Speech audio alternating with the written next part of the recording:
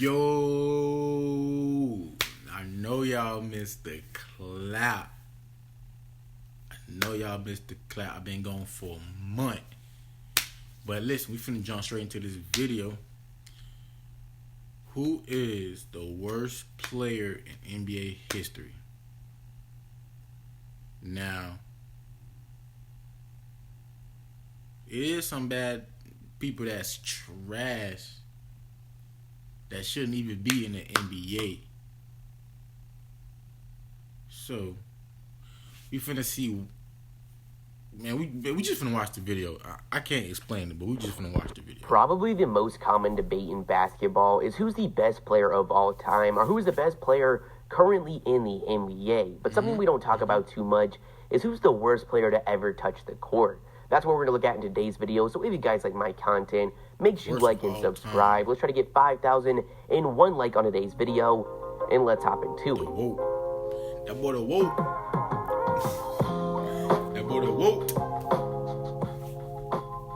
That boy the whoa. Now, in the journey of finding the worst player in NBA history, you run into a big roadblock. What criteria are you going to use to find your answer? Finding the best player of all time is fairly simple. While still subjective, most GOAT arguments are based on personal achievements like MVP, season stats, career totals, or team success such as NBA titles. So for the worst player ever, we have to choose if we're going to go with players that legitimately had roles in the league, or if we're going to include the random guys at the end of the bench that even the most dedicated NBA fans haven't heard of.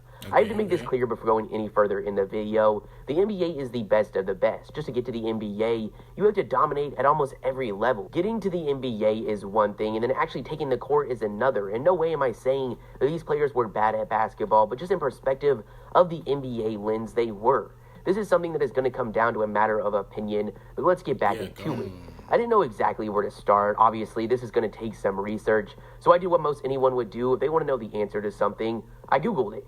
Just from clicking on the first few links, some names started to pop up quite consistently, one of them being none other than the White Mamba, Brian Scalabrine. So let's look into this. After a senior season at the University of Southern California, where he got 15 points and 6 rebounds, Scalabrine became the 34th pick in the 2001 draft to the New Jersey Nets. As a rookie, he got just 2.1 points, and it didn't get much better up until his third year, where he was getting 6 points a game, shooting 39% from the field. Somehow, he managed to stay in the league for 11 seasons, where he averaged 3 points and 2 rebounds, shooting 39% from the field and 34% from three. He was definitely terrible, maybe the worst of all time, but let's keep looking. Another name I saw pop up a lot would be Bryant Reeves. After a dominating senior campaign at Oklahoma State, where he got 22 points and 10 rebounds a game as a senior, the Vancouver Grizzlies took Reeves with the 6th overall pick in the 1995 NBA draft. He actually had a pretty solid rookie season, making all-rookie second team, getting 13 points and 7 rebounds. By his third season, he was getting 16 points and 8 rebounds a game. Now, after this season, his weight would get out of control and his production would take a big fall off. He would be out of the league just 3 seasons later. Yes, he had a short, really not memorable career, but he shouldn't really be in the conversation for the worst whatsoever. I'm not really sure why his name comes up this much. Maybe it has something to do with his physical appearance or his nickname Big Country. I'm really not sure. Maybe it's this guy, Cherokee Parks. He was a great player at Duke, a 6'11 senior who was averaging 19 points, 9 rebounds and 2 blocks, shooting 50% from the field and 37% from three. This was good enough for the Dallas Mavericks to take him with the 12th overall pick in the 1995 NBA draft. As a rookie, he would get just 4 points a game, and on his 9-year career, got 4.4 points and 4 rebounds, shooting 47% from the field, while being pretty terrible on the defensive side. Clearly bad, but I'm not sure if he's the worst. One of the most common metrics to measure a player's worth on the offensive side is efficiency. So who was the least efficient player of all time? When calculated by PER, Greg Kite is the worst player to ever appeared in 400 NBA games, racking up a career PER of 6.5 over the course of 680 games and 225 starts. So how in the world did a center that was possibly the least efficient player of all time manage to play a 10-year NBA career? Well, he did it by being a relatively solid rebounder and rim protector. He even played in all 82 games in the 1991 season, where he got 27 minutes a game. So if we're doing this based solely on the offensive side, we might have to give it to him, but what he could do outside, I think I'm going to let him slide. Looking at different eras, some people really jump out. In the beginnings of the NBA, 6'7" power forward Woody Salisbury averaged 22 minutes a game in the 1961 season. He took 11 shots, but shot less than 30% from the field. Absolutely laughable by today's standards, but we do have to provide some context to the era. Just 5 years prior, Celtics point guard Bob Cousy won MVP, getting 22 points, 8 assists, and 5 rebounds, but shooting only 38% from the field. So maybe we can just write off Woody as a product of his era. Let's look at a time more familiar to us. After getting 18 points a game, shooting 44% from the field and 38% from 3 at UNLV, Rashad Vaughn was taken with the 17th pick in the 2015 draft by the Milwaukee Bucks. As a rookie, he had one of the worst seasons of all time and definitely in recent history. He averaged just 3.1 points, shooting less than 31% from the field and 29% from 3, while having a legitimate role getting 14 minutes a game. In terms of basketball, he was a waste of space that season. There was nothing he was bringing to the court to make up for his absolutely atrocious offensive production. He'd be out of the league just 2 seasons later. I kept looking. Because of the varying criteria, we see a lot of names thrown around for the worst. Even the former number 1 pick in the draft, Anthony Bennett. After an impressive college outing at UNLV, the Cleveland Cavaliers shocked everybody and decided to grab Bennett with the number 1 selection in the 2013 NBA draft. He would go on to become one of the most infamous busts we have ever seen.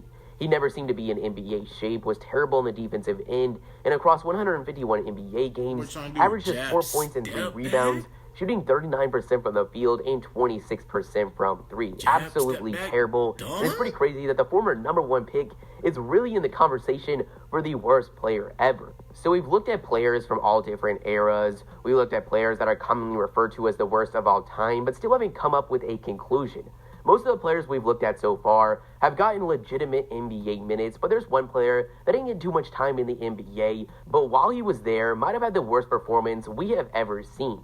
Sun Yu is a Chinese-born 6'9" shooting guard. His professional career began in 2002 at the age of 17, playing in the Chinese Basketball Association for the Beijing Olympians. The team would eventually move to the American Basketball Association, where Yu would end up making All-ABA second team in his first season, getting 10 points and 7 assists a game. His size and success would gain the attention of the NBA, and in the 2007 NBA draft, the Los Angeles Lakers would select him with the 40th pick. He would stay with the Olympians for 1 more year before signing with the Lakers for the 2008 season. He had solidified his goal that every aspiring basketball player has in making it to the NBA. He would make his debut on December 7th against the Milwaukee Bucks. In 5 minutes and 14 seconds of action, he scored 4 points on 3 shots. Really not too bad, but he also managed to turn the ball over twice, commit 4 personal fouls, one every 1 minute and 3 seconds, and while he was out there, the Lakers were outscored by 10 points. I would say not the best start to your NBA career. Over the 10 appearances he would make that season, he'd play a total of 28 minutes where he scored 6 points on 3 of 11 shots and committed 10 personal fouls.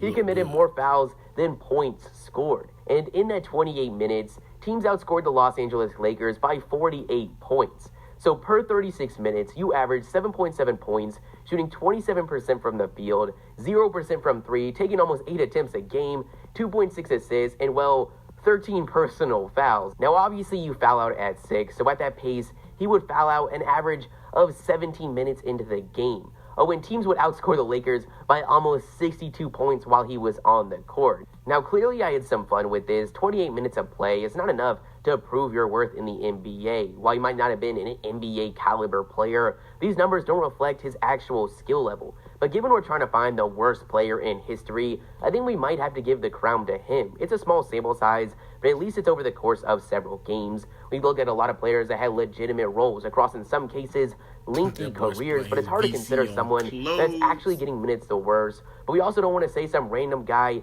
at the end of the roster that didn't even touch the court. So ultimately, I'm going to give it to you. Not a big sample size of play, but while he was out there, he just might have been the least productive player in NBA history.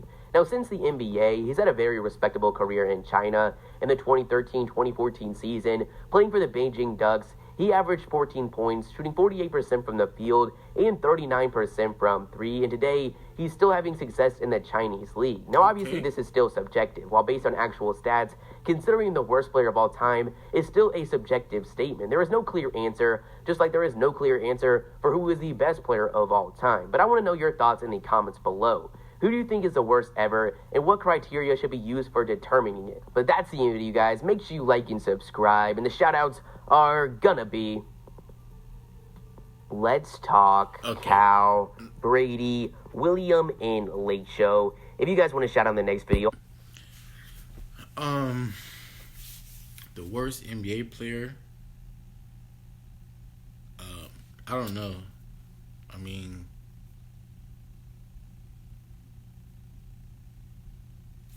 I just don't know. But I know if Light joined the NBA, he'd probably be the worst. Nah, I'm fucking with you, Flight, man. I fuck with you. But anyway, man, make sure you like, subscribe, and comment. Share this video. And I'm on the road to 1K, man. I'm halfway there. I need 500 and something more to go. But yeah, make sure you like, subscribe, and comment. I'm dropping another video right after this video. So beware or be square.